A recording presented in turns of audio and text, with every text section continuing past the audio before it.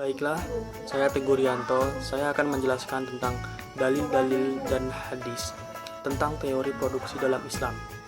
Sebelumnya, pengertian dari produksi sendiri adalah para ekonom mendefinisikan produksi sebagai menghasilkan kekayaan melalui eksploitasi manusia terhadap sumber-sumber kekayaan lingkungan.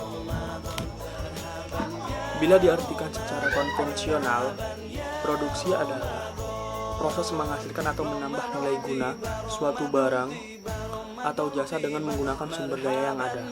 Memproduksi dari barang menjadi barang, dari bahan mentah menjadi bahan setengah jadi, dan dari bahan setengah jadi menjadi bahan jadi.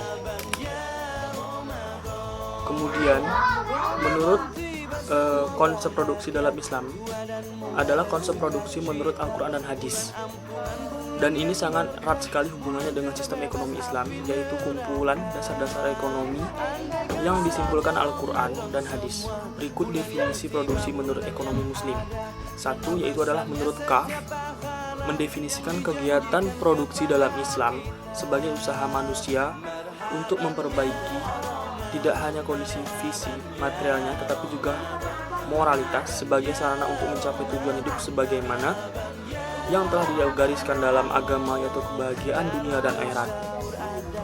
Jadi tidak hanya berpatok pada urusan duniawi, tetapi juga lebih mencakup hubungan antara dunia dengan akhirat. Yang kedua yaitu adalah menurut Siddiqi, mendefinisikan kegiatan produksi sebagai penyediaan barang dan jasa dengan memperhatikan nilai keadilan dan memanfaatkan maslahah bagi masyarakat.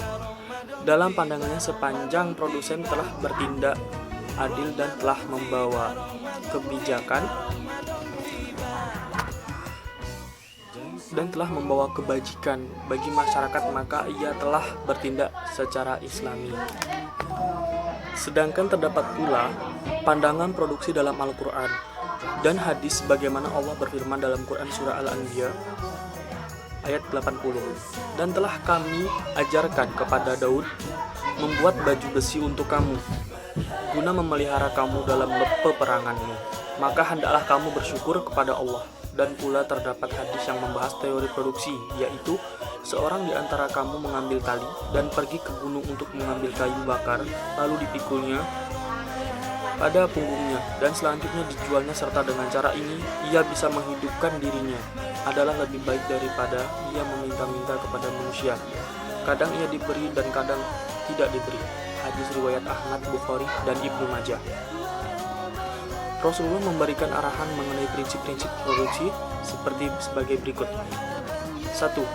3 manusia di muka bumi sebagai khalifah Allah adalah memakmurkan bumi dengan ilmu dan amalnya.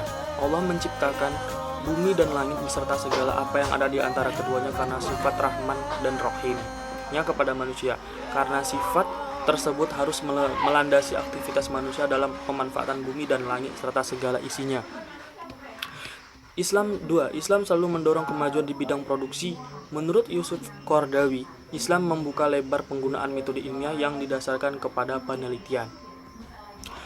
Mungkin hanya itu sedikit dalil-dalil dan hadis yang bisa saya sampaikan untuk menjelaskan tentang teori produksi dalam Islam. Sekian dan terima kasih.